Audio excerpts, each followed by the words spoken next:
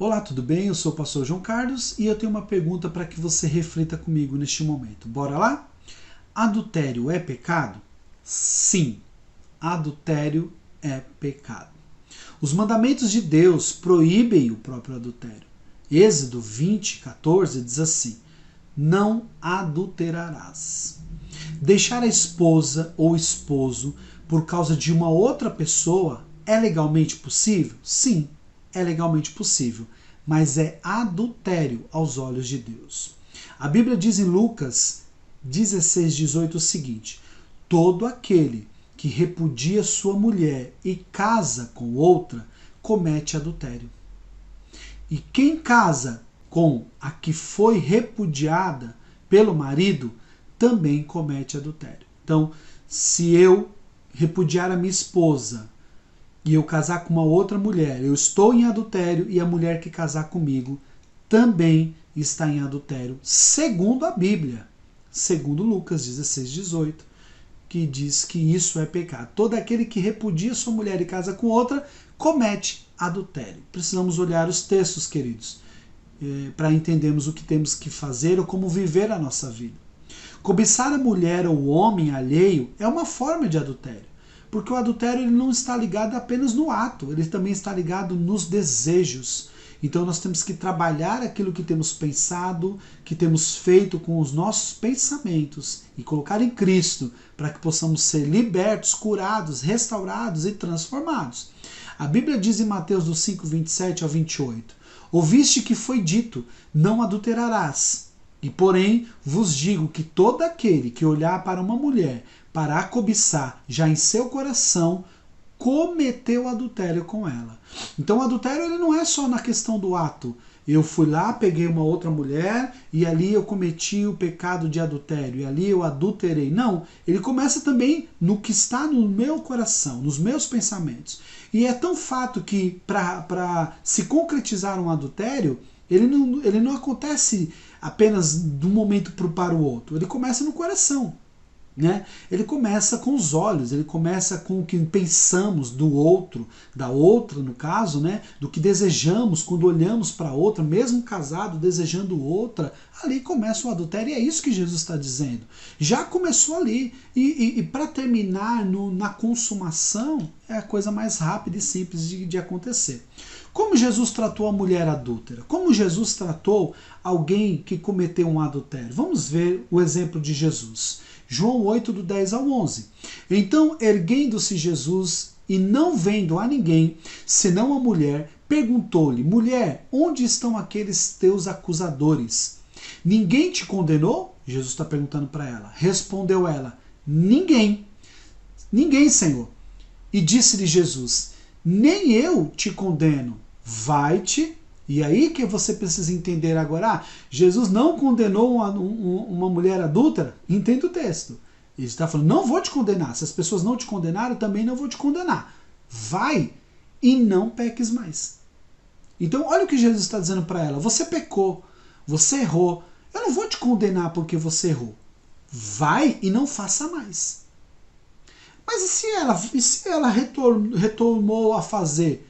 Então ela foi condenada pela insistência do pecado dela. Mas Jesus não condenou ela por ela ter pecado, porque o adultério ele é como tantos outros pecados. Mas o adultério também é um pecado. Então Jesus está dizendo para ela o seguinte: eu te perdoo, ninguém te condenou, porque também são todos pecadores. Ok? Eu te perdoo. Agora vai e não peques mais. Então fuja desse pecado. Abra mão disso. Caia fora desse desejo pelo outro, que não é sua, que não é seu, que não é o seu marido, que não é a sua esposa. Então esse é o comando de Jesus. Foi assim que Jesus lidou com o adultério.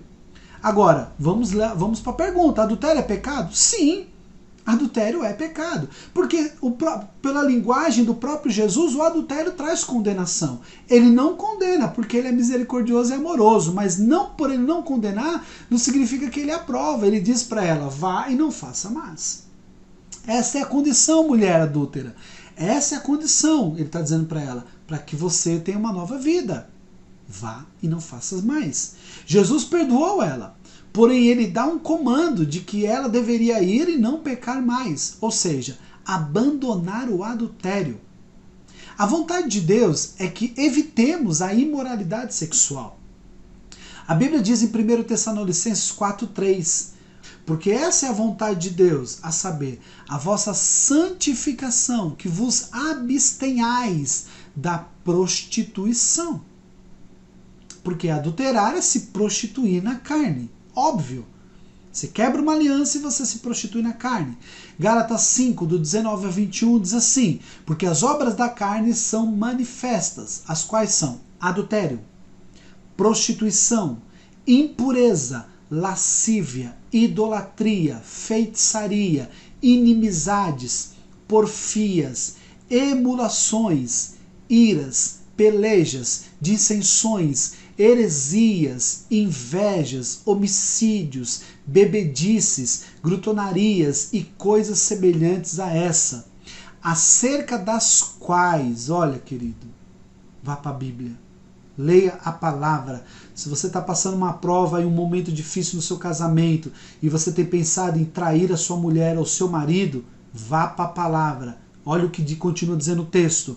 Acerca das quais vos declaro, como já antes vos disse, que os que cometem tais coisas não herdarão o reino de Deus. Meu Deus. Meu Deus. Queridos, não permita que o diabo roube aquilo que Deus tem feito na sua vida. Não permita que o diabo anule os sonhos de Deus na sua vida, porque você está passando alguma crise, algum problema no relacionamento, a ponto de você achar que a resposta é ser feliz. Mas ser feliz a que preço? Ser feliz com aquilo que não é seu não é ser feliz. É se enganar, é ser roubado. Não permita que o diabo roube o que Deus tem dado a você. Guarde o seu patrimônio, o seu casamento, a sua vida. Guarde a sua santidade em Deus. Não permita-se que a sua carne roube os sonhos de Deus para a sua vida. Adultério é pecado? Sim, adultério é pecado. Infelizmente, isso é uma realidade também dentro da igreja. E é triste dizer isso, não deveria, mas também é uma realidade dentro da igreja. Mas não se engane, querido, não há nada que esteja em oculto que ainda vai permanecer. Em algum momento será trazido à luz.